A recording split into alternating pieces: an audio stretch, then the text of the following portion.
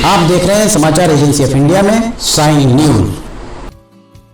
जानिए शरद पूर्णिमा की पूजा विधि, कथा एवं मनाने का क्या है तरीका। वर्ष में मानसून के अंत का प्रतीक भी माना जाता है शरद पूर्णिमा को। आप देख, सुन और पढ़ रहे हैं समाचार एजेंसी ऑफ इंडिया की साई न्यूज के धर्म प्रभाग में विभिन्न जानकारियों के संबंध में। शरद पूर्णिमा, जिसे कुमार पूर्णिमा, कोजागरी पूर्णिमा, नवान पूर्णिमा, कोजाग्रत पूर्णिमा या कौमुदी पूर्णिमा के नाम से भी जाना जाता है। दरअसल यह हिंदू चंद्र माह अश्विन, जो अंग्रेजी कैलेंडर में सितंबर से अक्टूबर के मध्य की पूर्णिमा के दिन मनाया जाने वाला एक धार्मिक त्योहार है, जो उस साल में बारिश के बाद मानसून के मौसम के अंत का प्रतीक है। इस दिन देवी लक्ष्मी के एक रूप कोजागोरी लक्ष्मी की मूर्ति की पूजा की जाती है। पूर्णिमा की रात भारतीय उपमहाद्वीप के विभिन्न सांस्कृतिक क्षेत्रों में अलग अलग तरीकों से मनाई जाती है। हर महीने में पूर्णिमा का पर्व बेहद उत्साह के साथ मनाया जाता है। आश्विन माह में पड़ने वाली पूर्णिमा को बहुत महत्वपूर्ण माना जाता है। इसे शरद पूर्णिमा के नाम से जाना जाता है। शुभ तिथि पर भगवान विष्णु और मां लक्ष्मी की विशेष पूजा अर्चना करने का विधान है। मान्यता है कि उपासना करने से विष्णु जी की कृपा बनी रहती है और जातक को सभी कार्यों में सफलता प्राप्त होती है। अगर आप भगवान विष्णु जी की आराधना करते हैं और अगर आप विष्णु जी के भक्त हैं, तो कमेंट बॉक्स में जय विष्णु देवा अथवा हरिओम तत्सत लिखना न भूली। इस दिन राधा कृष्ण, शिव पार्वती और लक्ष्मी नारायण जैसे कई हिंदू दिव्य देवी देवताओं के जोड़ों की पूजा चंद्र देवता के साथ की जाती है और उन्हें फूल और खीर, जिसे चावल, शक्कर, मेवों और दूध से बनाया जाता है, को अर्पित किया जाता है। मंदिरों में देवताओं को आमतौर पर सफेद रंग के कपड़े पहनाए जाते हैं, जो चंद्रमा की चमक को दर्शाते हैं। कई लोग इस रात पूरे दिन उपवास रखते हैं। अब जानिए शरद पूर्णिमा की कथा के संबंध में। शरद पूर्णिमा की कथा। पूर्णिमा के व्रत का सनातन धर्म में बहुत महत्व है। हर महीने में पड़ने वाली पूर्णिमा तिथि पर व्रत करने से भगवान विष्णु और मां लक्ष्मी की विशेष कृपा प्राप्त होती है। मां लक्ष्मी और श्रीहरि की इसी कृपा को प्राप्त करने के लिए एक साहूकार की दोनों बेटियां हर पूर्णिमा को व्रत किया करती थी। इन दोनों बेटियों में बड़ी बेटी पूर्णिमा का व्रत पूरे विधि विधान से और पूरा व्रत करती थी। वही छोटी बेटी व्रत तो करती थी, लेकिन नियमों को आडंबर मानकर उनकी अनदेखा करती थी। विवाह योग्य होने पर साहूकार ने अपनी दोनों बेटियों का विवाह कर दिया। बड़ी बेटी के घर समय पर स्वस्थ संतान का जन्म हुआ। संतान का जन्म छोटी बेटी के घर भी हुआ, लेकिन उसकी संतान पैदा होते ही दम तोड़ देती थी।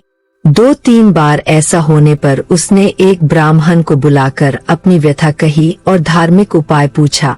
उसकी सारी बात सुनकर और कुछ प्रश्न पूछने के बाद ब्राह्मण ने उससे कहा कि तुम पूर्णिमा का अधूरा व्रत करती हो, इस कारण तुम्हारा व्रत फलित नहीं होता और तुम्हें अधूरे व्रत का दोष लगता है। ब्राह्मण देव की बात सुनकर छोटी बेटी ने पूर्णिमा व्रत पूरे विधि विधान से करने का निर्णय लिया, लेकिन पूर्णिमा आने से पहले ही उसने एक बेटे को जन्म दिया। जन्म लेते ही बेटे की मृत्यु हो गई। इस पर उसने अपने बेटे शव को एक पीढ़े, जिसे आम बोलचाल की भाषा में पटा भी कहते हैं, पर रख दिया और ऊपर से एक कपड़ा इस तरह ढक दिया कि किसी को पता न चले। फिर उसने अपनी बड़ी बहन को बुलाया और बैठने के लिए वही पीढ़ा दे दिया। जैसे ही बड़ी बहन उस पीढ़े पर बैठने लगी, उसके लहंगे की किनारी बच्चे को छू गई और वह जीवित होकर तुरंत रोने लगा। इस पर बड़ी बहन पहले तो डर गई और फिर छोटी बहन पर क्रोधित होकर उसे डांटने लगी कि क्या तुम मुझ पर बच्चे की हत्या का दोष और कलंक लगाना चाहती हो? मेरे बैठने से यह बच्चा मर जाता तो। इस पर छोटी बहन ने उत्तर दिया, यह बच्चा मरा हुआ तो पहले से ही था दीदी, तुम्हारे तप और स्पर्श के कारण तो यह जीवित हो गया है। पूर्णिमा के दिन जो तुम व्रत और तप करती हो, उसके कारण तुम दिव्य तेज से परिपूर्ण और पवित्र हो गई। अब मैं भी तुम्हारी ही तरह व्रत और पूजन करूंगी। इसके बाद उसने पूर्णिमा व्रत विधि पूर्वक किया और इस व्रत के महत्व और फल का पूरे नगर में प्रचार किया। जिस प्रकार माँ लक्ष्मी और श्रीहरि ने साहूकार की बड़ी बेटी की कामना पूर्ण कर सौभाग्य प्रदान किया, वैसे ही हम पर भी कृपा करे। अब जानिए शरद पूर्णिमा की पूजा विधि के बारे में। सुबह स्नान के बाद घर के मंदिर की सफाई करे, ध्यान पूर्वक माता लक्ष्मी और श्रीहरि की पूजा करे, फिर गाय के दूध में चावल की खीर बनाकर रख ले। लक्ष्मी माता और भगवान विष्णु की पूजा करने के लिए लाल कपड़ा या पीला कपड़ा चौकी पर बिछाकर माता लक्ष्मी और भगवान विष्णु की प्रतिमा इस पर स्थापित करे। तांबे अथवा मिट्टी के कलश पर वस्त्र से ढकी हुई लक्ष्मी जी की स्वर्णमयी मूर्ति की स्थापना कर सकते हैं। भगवान की प्रतिमा के सामने घी का दीपक जलाए, धूप करे। इसके बाद गंगाजल से स्नान कराकर अक्षत और रोली से तिलक लगाए। तिलक करने के बाद सफेद या पीली मिठाई से भोग लगाए। लाल या पीले पुष्प अर्पित करे। माता लक्ष्मी को गुलाब का फूल अर्पित करना विशेष फलदायी होता है। शाम के समय चंद्रमा निकलने पर मिट्टी के 100 दिए या अपनी सामर्थ्य के अनुसार दिए गाय के शुद्ध घी से जलाए। इसके बाद खीर को कई छोटे बर्तनों में भरकर छलनी से ढककर चंद्रमा की रोशनी में रख दे। फिर पूरी रात तड़के 3 बजे तक। इसके बाद ब्रह्म मुहूर्त शुरू हो जाता है। जागते हुए विष्णु सहस्त्र नाम का जप, श्री सूक्त का पाठ, भगवान श्री कृष्ण की महिमा, श्री कृष्ण मधुराष्टकम का पाठ और कनकधारा स्तोत्र का पाठ करना चाहिए। पूजा की शुरुआत में भगवान गणपति की आरती अवश्य करे। अगली सुबह ब्रह्म मुहूर्त में स्नान करके उस खीर को माँ लक्ष्मी को अर्पित करे और प्रसाद रूप में वह खीर घर परिवार के सदस्यों में बांट दे। इस प्रकार जगत पालक और ऐश्वर्य प्रदायिनी की पूजा करने से सभी मनवांछित कार्य पूरे होते हैं। साथ ही हर तरह के कर्ज से मुक्ति मिलती है। जानकार विद्वानों के अनुसार शरद पूर्णिमा उस रात को मनाई जाती है जब कृष्ण और ब्रज की गोपियों के बीच रासलीला जो एक गोलाकार नृत्य था से हुई थी। इस दिव्य नृत्य में भाग लेने के लिए शिव ने गोपीश्वर महादेव का रूप धारण किया। ब्रह्म पुराण, स्कंद पुराण, ब्रह्म वैवर्त पुराण और लिंग पुराण में इस रात्रि का विषाद वर्णन मिलता है। यह भी माना जाता है कि इस पूर्णिमा की रात को देवी लक्ष्मी मनुष्यों के कार्यों को देखने के लिए पृथ्वी पर अवतरित होती है। कोजागरी पूर्णिमा कोजागरा व्रत के पालन से संबंधित है। लोग दिन भर उपवास रखने के बाद चांदनी में यह व्रत करते हैं। इस दिन धन की हिंदू देवी लक्ष्मी की पूजा की जाती है क्योंकि यह उनका जन्मदिन माना जाता है। बारिश के देवता इंद्र की उनके हाथी ऐरावत के साथ पूजा भी की जाती है। यह दिन भारत, बांग्लादेश और नेपाल के विभिन्न क्षेत्रों में सनातन धर्म का पालन करने वाले हिंदुओं द्वारा अलग अलग तरीके से मनाया जाता है। वहीं बंगाल, त्रिपुरा और असम में इस रात को कोजागरी पूर्णिमा के नाम से जाना जाता है। बंगाली में कोजागरी का मतलब होता है जो जाग रहा है।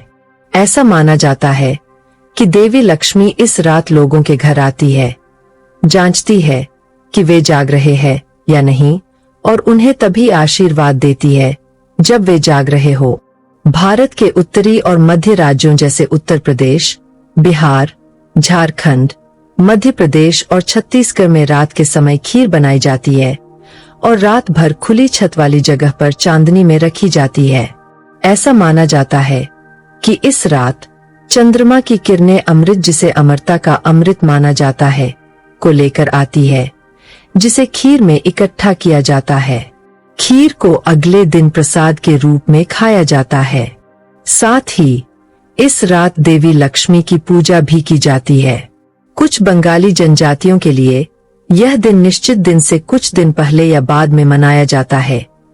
विशेष रूप से द्याव, ब्रह्मो और कुमुलांग परंपराओं में विभिन्न परंपराओं के अनुसार यह निर्धारित किया जाता है कि कौन से दिन उत्सव के लिए शुभ है। महाराष्ट्र में इसे कोजागिरी पूर्णिमा के नाम से जाना जाता है। लोग मसाला दूध बनाते हैं और इसे चांदनी के नीचे रखते हैं क्योंकि माना जाता है कि चांद की किरणें अमृत लेकर आती है।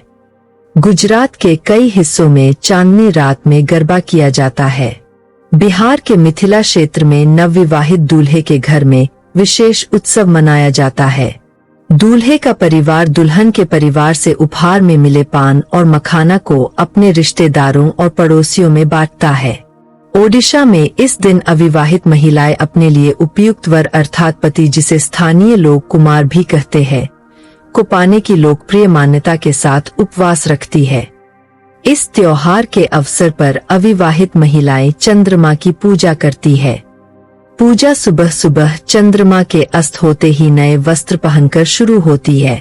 एक कुला, जो बांस की बुनी हुई पट्टियों से बनी टोकरी होती है, में चावल के पूड़े, गन्ना, पान के पत्ते, सुपारी, खीरे, नारियल और 7 अन्य फल जैसे सेब या केले भरे जाते हैं।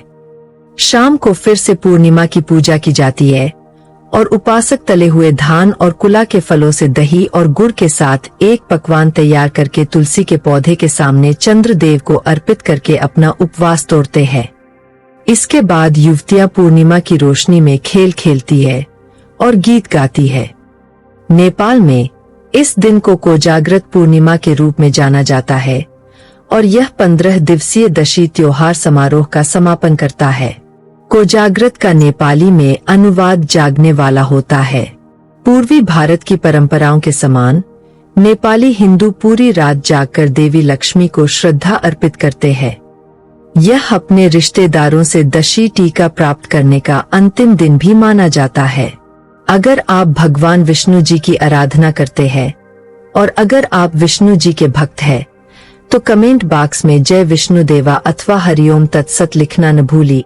यहाँ बताए गए उपाय, लाभ, सलाह और कथन आदि सिर्फ मान्यता और जानकारियों पर आधारित है।